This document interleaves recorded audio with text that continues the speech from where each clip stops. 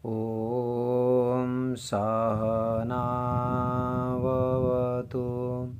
सहनो भुनक्तु सह वीर्यं करवावहै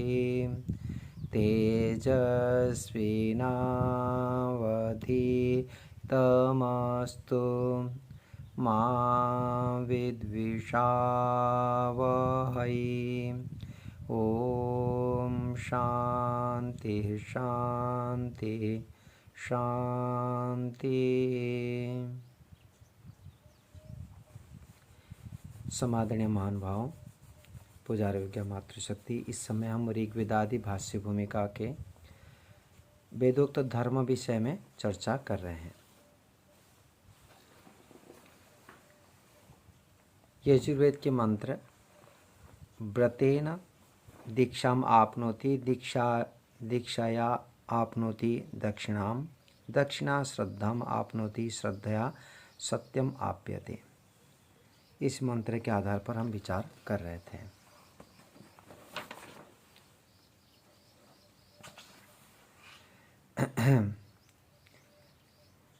आर्य भाषा में पढ़ लेते हैं एक बार। इस मंत्र का अभिप्राय यह है कि जब मनुष्य धर्मों को जानने की इच्छा करता है तभी सत्य को जानता है। उसी सत्य में मनुष्यों को श्रद्धा करनी चाहिए और सत्य को जानने के लिए ही श्रद्धा करनी चाहिए। उसी सत्य को मनुष्यों को श्रद्धा करनी चाहिए और असत्य को कभी नहीं। मंत्र का अर्थ करते हुए बताते हैं, जो मनुष्य सत्य के आचरण को दृढ़ता से करता है तब वह दीक्षा अर्थात उत्तम अधिकार के फल को प्राप्त होता है। तो लक्ष्य उद्देश्य सत्य है और सत्य को प्राप्त करने के लिए आचरण करने के लिए दृढ़ करता है, संकल्प लेता है, तब वह दीक्षा, वो संकल्प जो दृढ़ीकरण मन में, तो ये दीक्षा है अर्थात उत्तम अधिकार के फल को प्राप्त होता है। तो उत्तम अधिकार पूर्वक उस फल को प्राप्त करता है। दीक्षा आपनोति दक्षिणाम, जब मनुष्य उत्तम गुणों से युक्त होता है, इच्छा करते पुरुषार्थ करता है और उत्तम गुणों को प्राप्त करता है, तब सब लोग उस प्रकार के उस पर सत्कार करते हैं। अच्छे गुणों को धारण करेंगे तो सत्कार करते हैं, क्योंकि धर्म आदि शुभ गुणों से ही उस दक्षिणा को मनुष्य प्राप्त होता है, अन्यथा नहीं।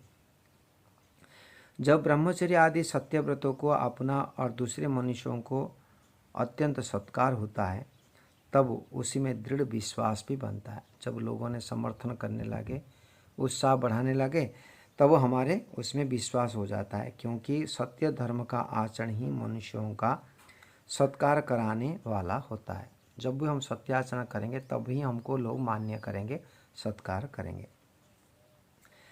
आगे आता है कि श्रद्धया सत्यम आपनोते, तो फिर सत्य के आचरण से जितने जितने अधिक श्रद्धा बढ़ती जाती है, उतना उतना ही मनुष्य लोग व्यवहार और परमार्थ के सुख को प्राप्त होते हैं। तो जिस वस्तु के प्रति श्रद्धा होती जाएगी, उतने उतने मनुष्य लोग व्यवहार में उसका पूज्यता को प्राप्त करते हैं और धीरे धीरे उस धर्माचरण के माध्यम से धीरे धीरे वो परमार्थ के सुख को प्राप्त होते जाते हैं। अधर्माचरण से नहीं। इससे क्या सिद्ध हुआ कि सत्य के प्राप्ति के लिए सब दिन श्रद्धा और उत्साह आदि पुरुषार्थ को मनुष्य लोग बढ़ाते ही जाए, जिससे सत्य धर्म का यथावत प्राप्ति हो सके।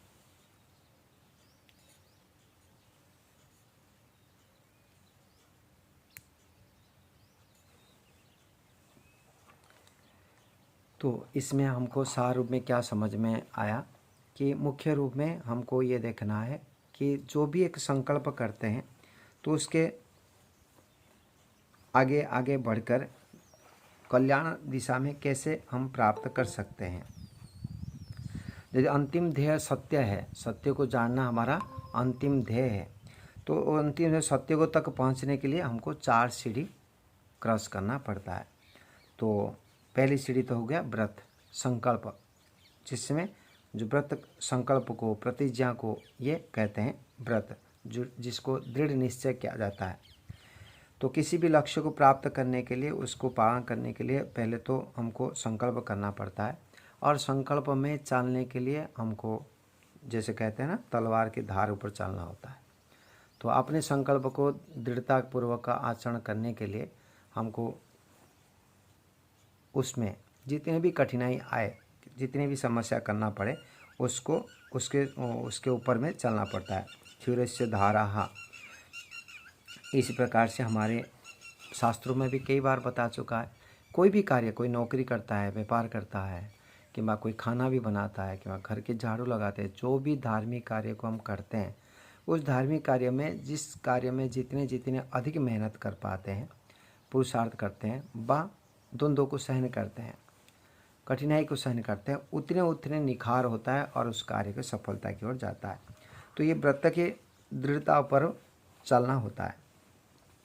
जब वो ये व्रत मजबूत हो जाता है, तब ही उसके आधार पर उस सत्य को धारण करने के लिए पुरुषार्थ कर पाते हैं, और पुरुषार्थ से फल मिलता है, और फल से फिर उत्साह मिलता है। लोगों ने प्रशंसा करते हैं, सम्मान देते हैं, फिर उस सम्मान से हम आगे कार्य को कर पाते हैं। विश्वास हो जाता है कि कार्य करने से लाभदायक है, फिर उस कार्य में निरंतर करते करते वो सफलता को प्राप्त कर लेते हैं। तो कोई भी लौकिक कार्य हो कि आध्यात्मिक कार्य हो, हर समय पहला कार्य संकल्प, फिर उसे संकल्प के बाद में जो विधि टेक्निक ही सब जानते हुए आगे कार्य को करना चाहिए। तो ये बात को महर्षि ने यहाँ लिखे हैं।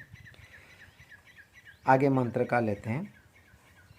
आगे अभी ये ऋग्वेद के मंत्र लिए, यजुर्वेद के मंत्र लिए, अभी अथर्ववेद के मंत्र के आधार पर धर्म के लक्षण बताना चाहते हैं, धर्म के परिभाषा को समझाना चाहते हैं। श्रमेण तपसा सृष्टा ब्रह्मणः वित्तऋते श्रिता सत्येनामृताः श्रियः प्रावृताः यशसा परिवृता। भाष्यम्। श्रमेण तमसा सृष्टा ब्रह्मणः वित्तऋते श्रिता। तो अस्य अयम अभिप्रायः। श्रमेण इति आदि मंत्रेषु धर्मस्य लक्षणानि प्रकाशन्त इति, स्यन्त इति, कि धर्म के परिभाषाएं इस मंत्र के माध्यम से बताते हैं। श्रम, श्रमः प्रयत्नः, पुरुषार्थः, उद्यमः इत्यादि। श्रम जो मेहनत करना, अर्थात प्रयत्न करना, पुरुषार्थ करना, ये अर्थ है। तपो, श्रमेण तपसा सृष्टा, तप के विषय में बताते हैं। तपोः धर्मानुष्ठानम तेन श्रमेण एव तपसा च सह ईश्वरेण सर्वे मनुष्याः सृष्टा रचिताः। तो तप किसको कहते हैं? जो धर्माचरण करना होता है, धर्माचरण करते हैं तो निश्चित रूप में विघ्न बाधाएं आएगी, ठंडी गर्मी ये सारे सहन करना ही होता है। तो उस धर्मयुक्त कार्य को करते समय जो मेहनत करना पड़ता है, जो कठिनाइयाँ होती है, जो द्वंद्वों को सहन करना होता है, वो है तप। तो यहाँ पर महर्षि लिखते हैं, तपो धर्मानुष्ठानम, तप ही धर्मानुष्ठान ही तप है। तेन श्रमेण एव तपसा, तो उसके जो श्रम से जो मेहनत करते हैं वही तपस्या है। च सह ईश्वरेण सर्वे मनुष्याः सृष्टा, सभी मनुष्यों को रचना किए हैं। उस धर्म को, धर्मयुक्त, धर्म से युक्त मनुष्यों को रचा है कि मनुष्य के अंदर में वो सामर्थ्य ईश्वर ने दिए हैं जो हम तप को सहन कर सके, तप कर सके, धर्माचरण कर सके, मेहनत कर सके हम। अतः ब्रह्मणा वेदेन परमेश्वर ज्ञानेन च युक्ताः संतो ज्ञानिनः स्युः। तो ब्रह्मणा अर्थात ब्रह्म, तो जो वेद विद्या है, जो ईश्वर है, तो इन दोनों के, ब्रह्म अर्थात वेद भी बृहत ज्ञान के कारण से वेद, संपूर्ण ज्ञान के भंडार होने के कारण से वे वेद को भी, और ब्रह्म विराट होने के कारण से, गुणों से, आकार से, सभी के गुणों से, ये विराट होने के कारण से भी ब्रह्म ईश्वर है। तो ईश्वर और वेद, ब्रह्म जो ब्रह्म अर्थात वेद विद्या और परमेश्वर, क्या बात बता दी है कि वेदेन परमेश्वर आज्ञा, परमेश्वर जानेन च युक्ता, जो युक्त होते हैं उसको क्या कहते हैं? ब्रह्मणा। तो उन जो युक्त हुए मनुष्य है तो उसमें क्या करेंगे वो? तो आप बताते संतु जानी नस्यो, उससे अपना ज्ञान को बढ़ाते हुए ज्ञानी बने। रीते श्रिता, हाँ ऋते श्रिता मंत्र में क्या आता है? रीते श्रिता अंतिम वाक्य है। तो वहाँ बताते हैं भाष्यकार, रीते ब्रह्मणि पुरुषार्थे च आश्रिता। जो विद्वान व्यक्ति है वो मेहनत करेंगे। उस मेहनत के बाद को यहाँ बता रहे हैं कि पहले तो बता दिए कि श्रम करना, और श्रम से और धर्म अनुष्ठान में तप करना, तप से फिरे तप हो गया सृष्टा ब्रह्मण, तो ईश्वर ने हम तपस्या करने के लिए जो ब्रह्म उत्पन्न किए है विद्वान व्यक्ति को, वो वित्त रूप रीते श्रिता, जो विद्वान व्यक्ति है और वो ज्ञानी होवे, और वह रीते श्रिता रीते ब्रह्मणि पुरुषार्थेश्च आश्रिता, उनमें पुरुषार्थ के ऊपर ही आश्रित है जो रीते हैं। और रीतम सेवामानश्च सदैव भवतु, तो ये हर समय सेवाभावी बने, वह सेवन करे। तो वेद मंत्र के आधार के पर पहला वाक्य क्या हुआ कि जो परम प्रयत्न करता रहेगा, श्रम और तप करेगा, उस धर्माचरण करने के लिए सहन करेगा और धर्माचरण को न छोड़ते निरंतर कार्य करते रहेगा, और वेद को और ईश्वर को जानने के लिए प्रयास करते हुए विद्वान बनता हुआ, ज्ञान को बढ़ाता हुआ रीते श्रिता, अर्थात जो मनुष्य है, अर्थात रीत अर्थात ब्रह्म है, सत्य विद्या है, उन सत्य विद्या और ब्रह्म को, धर्माचरण को वो सेवन करता रहेगा, सेवा करता रहेगा। तो सेवा मानश्च सदैव भवन्तु। आगे का मंत्र है, सत्येन आवृता श्रियः प्रावृता यशसा परिवृता। तो उसका अर्थ करते हैं, सत्येन आवृता वेदशास्त्रेण प्रत्यक्षादिभिः प्रमाणैश्च परीक्षितेने व्यभिचाराणि सत्येन आवृताः युक्ताः सर्वे मनुष्याः सन्तु। तो हर सब मनुष्यों को ये कर्तव्य है कि वेद शास्त्र के द्वारा जैसे जैसे बताया गया, वेदानुकूल कार्य बताया गया, और प्रत्यक्ष आदि भी, प्रत्यक्ष अनुमान शब्द आदि प्रमाणों के माध्यम से, आदि भी प्रमाण ही सब प्रमाणों से परीक्षा करते हुए व्यभिचार आदि अर्थात दृढ़ निश्चय ज्ञान करना है, अव्यभिचार को प्राप्त करना है, परिवर्तनशीला को हटा देना है।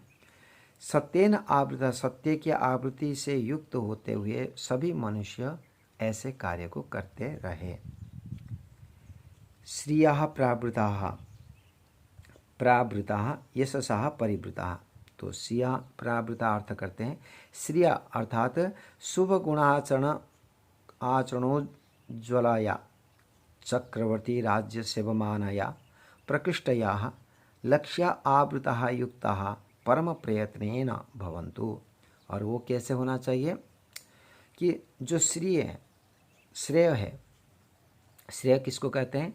जो शुभ गुण आचरण में जो प्रकाशित है, प्रज्वलित है, श्रेय है। और वो क्या है? लोक में चक्रवर्ती राज्य, पूरा विश्व का राजा जो है, युवा हो और बुद्धिमान हो, पूरे विश्व को राजा जो होता है उसको चक्रवर्ती राज्य सेवमानाया, जो चक्रवर्ती राज्य का जो सेवक राजा जो होता है, प्रकृष्टया लक्ष्य आवृता, उस उत्तम लक्ष्य को आवृत्ति करता हुआ जो युक्त है, परम प्रयत्न भवतु परम प्रयत्न पूर्वक होवे। यशसा परिवृता तो उत्कृष्ट ग्रहण गुण ग्रहणम सत्याचरणम यशस्तेन परितः सर्वतो वृता युक्ता संतः प्रकाशयितारश्च स्युः। जो परम उत्कृष्ट गुण धैर्यता है, निरुपद्रवता है, क्षमा है, दया है, परोपकार है, और सबसे उत्तम गुण कहने से क्या कहेंगे? जो धार्मिकता एक शब्द को बताएंगे तो ईश्वर के आदेश अनुसार जो कर्मों को करना, और हम व्यवहार करने के लिए यदि आध्यात्मिक दृष्टिकोण से देखा जाए, जो निष्काम कर्मी है, सब कुछ ईश्वर को प्राप्त करने के लिए जो करता है, वो गुण सबसे उत्कृष्ट है। तो उत्कृष्ट गुण ग्रहणम सत्याचरणम यशः तेन परितः सर्वतो वृता युक्ता। तो जब मनुष्यों को उत्तम गुणों का ग्रहण करके सत्य के आचरण करने के लिए तत्पर बने जाते हैं, तो उसको उत्तम यश और कीर्ति का भी प्राप्त होता रहता है। तो उसमें युक्त होना चाहिए, अर्थात प्राप्त हुई एक साधन है। यश प्राप्त करना भी एक साधन है। जैसे धन एक साधन है, धन के बिना हम कार्य को कर नहीं पाते हैं, ऐसे यश भी साधन है, शिष्य भी साधन है, पुत्र भी साधन है। तो जितने भी बाह्य वस्तुएं हैं वो सब साधन है, परंतु वही मिलता रहे ऐसे कामना करना, ये ऐषणा है। तो आवश्यक अनुसार जितने चाहिए उतने लेके आगे बढ़ना। तो जो साधन है, साधन को साधन आकार में मानना। साधन की परिभाषा मैंने पहले भी कह चुका हूँ। साधन उसको कहते हैं आवश्यकता को पूर्ति करने वाला जो चीज़ होता है, उसको साधन कहते हैं। आवश्यकता सभी को अलग अलग होता है, योग्यता के आधार पर आवश्यकता होती है।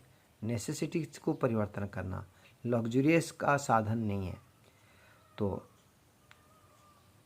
यहाँ पर महर्षि ने कहना चाहते हैं कि ये भी यश भी एक आवश्यक पदार्थ है, तो उसको भी प्राप्त करते हुए उत्कृष्ट गुण ग्रहण सत्याचरण यशस्तेन परितः सर्वतो वृता, वो चारों ओर उसको प्राप्त होता रहे, युक्ता संतः प्रकाशिता, इस प्रकार से प्रकाशित हो, वो श्रेष्ठ हो, उज्ज्वलमय हो, ऐसे होवे।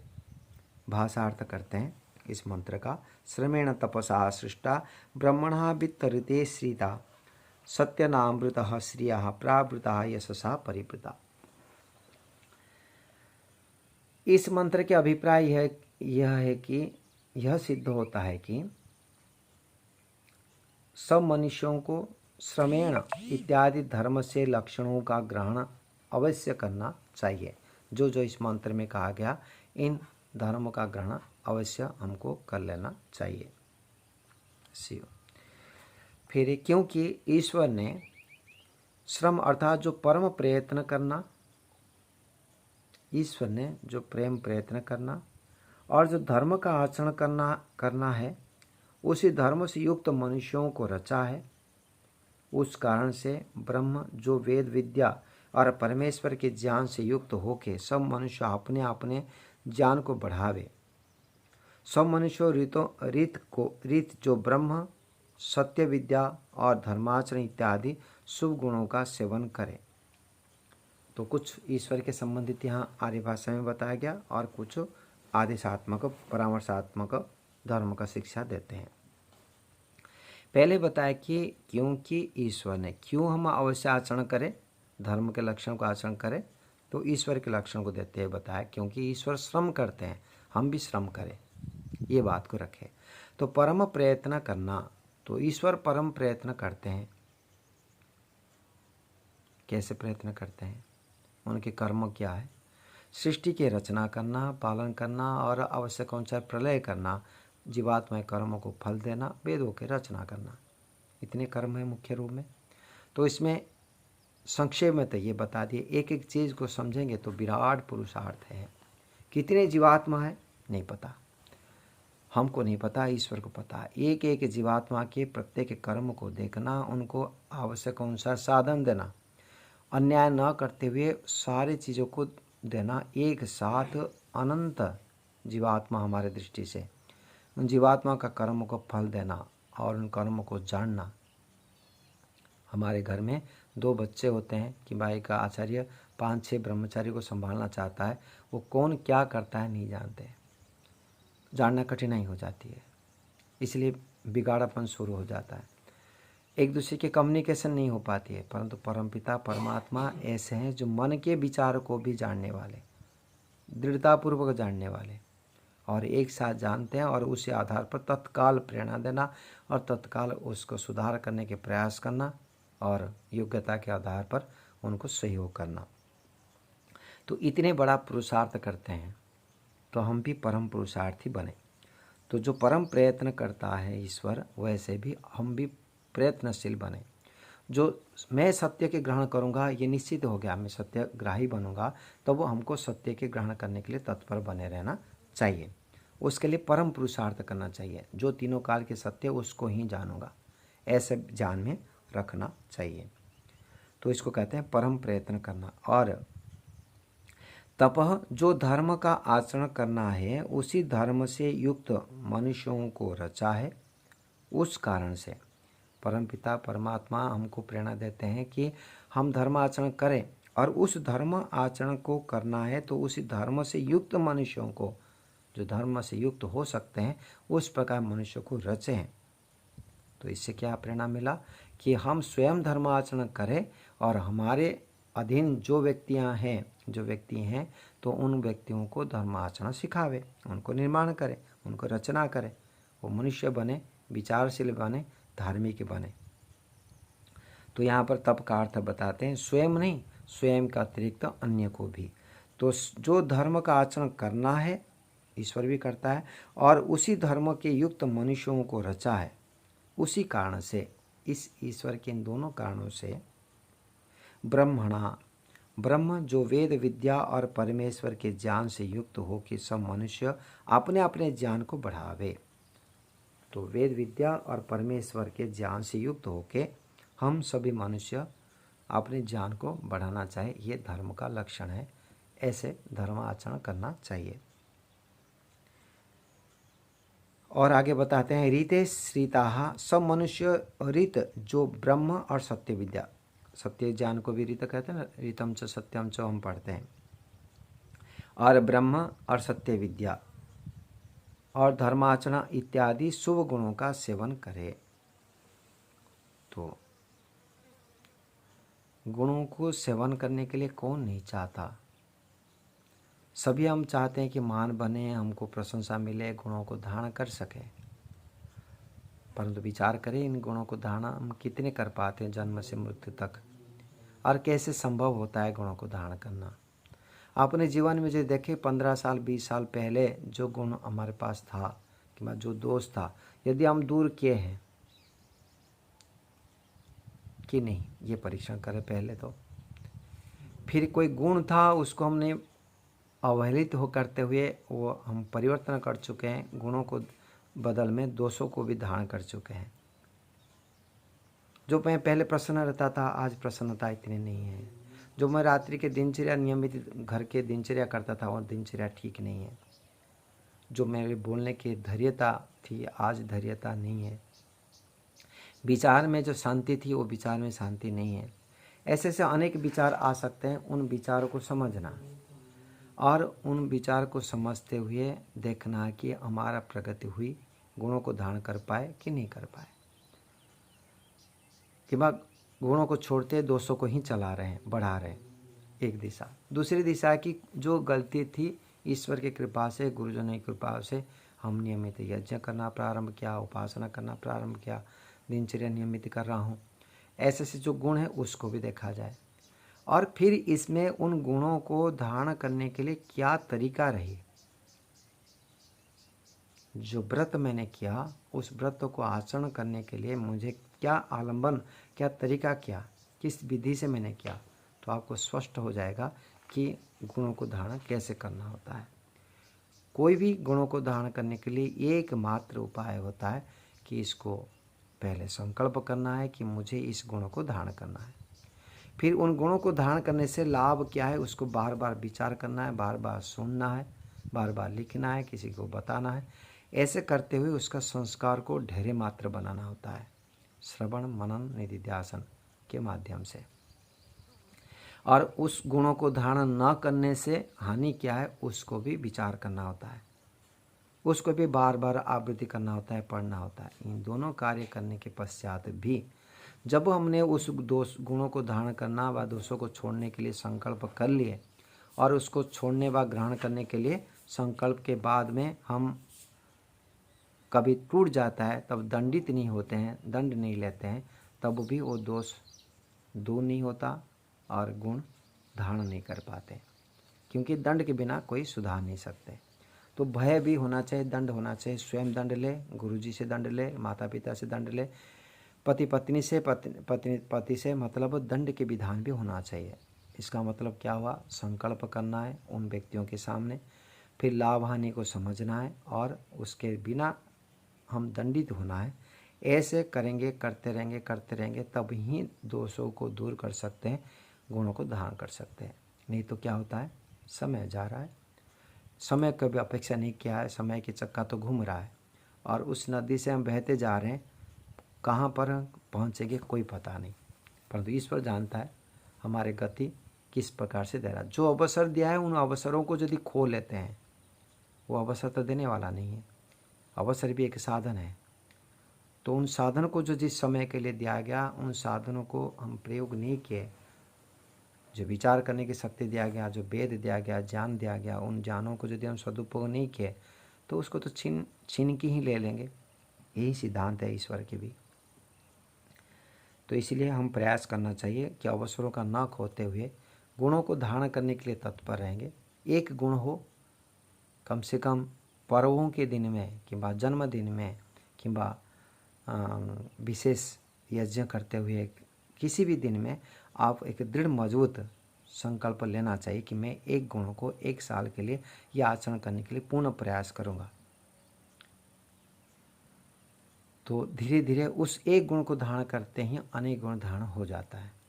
नहीं करते हैं, ढीला हो जाते हैं कि धारण करने के लिए संकल्प किए, छोड़ दिए क्योंकि दंड के विधान नहीं था, किसी को बताए नहीं थे, तब भी हानि होती है।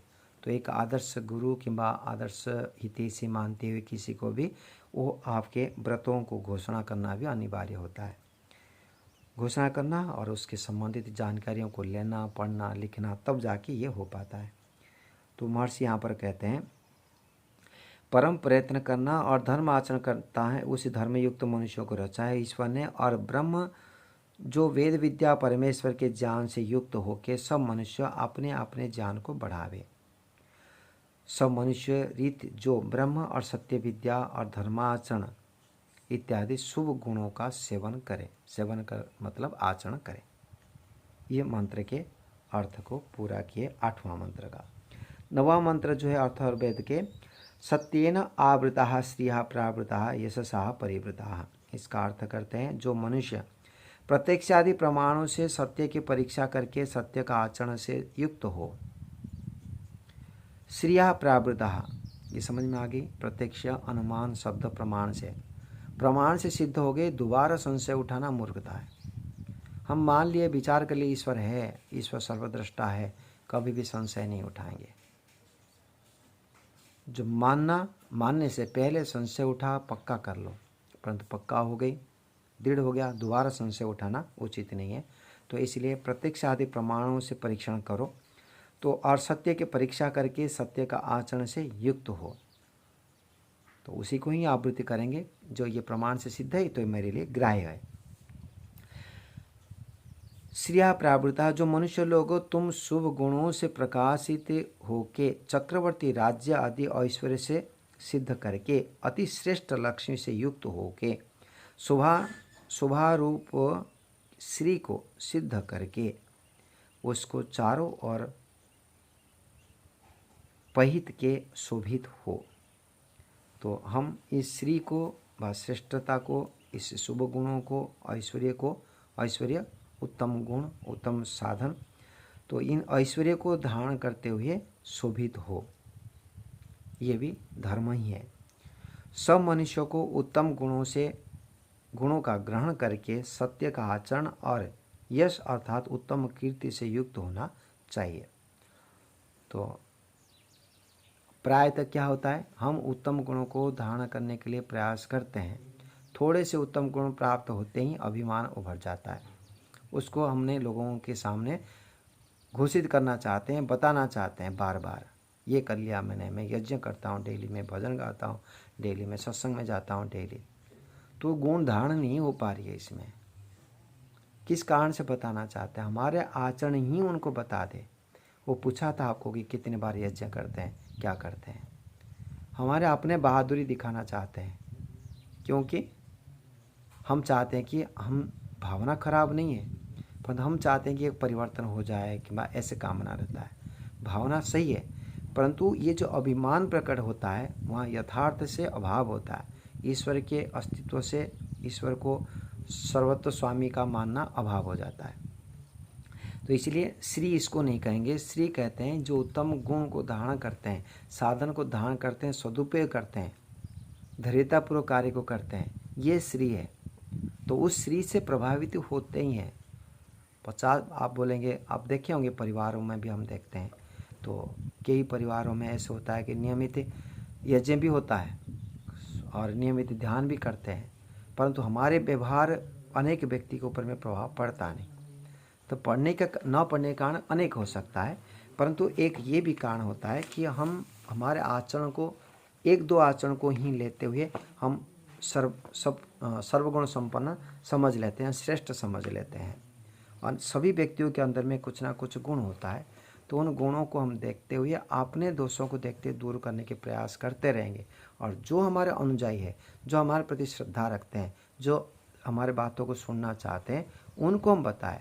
जो नहीं सुनना चाहते हैं तो उनको हमारे आचरण ही प्रभावित करेगा। उनके प्रति हम करुणा के भाव, करुणा बेचारे जानता नहीं है कि वह जानती नहीं है, तो इसी कारण से हम वो ऐसे गलत करती है कि करता है, तो आप उसको उसी प्रकार से करुणा के भाव रखेंगे। उनको जो होना चाहिए, उनके ज्ञान बढ़ना चाहिए, उस प्रकार से मार्गदर्शक के पास उनको प्रेरणा मिलना चाहिए, ये भाव रखेंगे, तब निश्चित रूप में वो व्यक्ति भी आपके आचरण से प्रभावित होता है। तो अपने आचरण को ही परिवर्तन करने के प्रयास करना मुख्य कार्य है, साथ साथ दूसरे का भी उपकार होता रहे, ये भाव को बनाए रखना चाहिए। आज के लिए इतने रखते हैं। इति ओम शांति। सर्वेभ्यो नमः।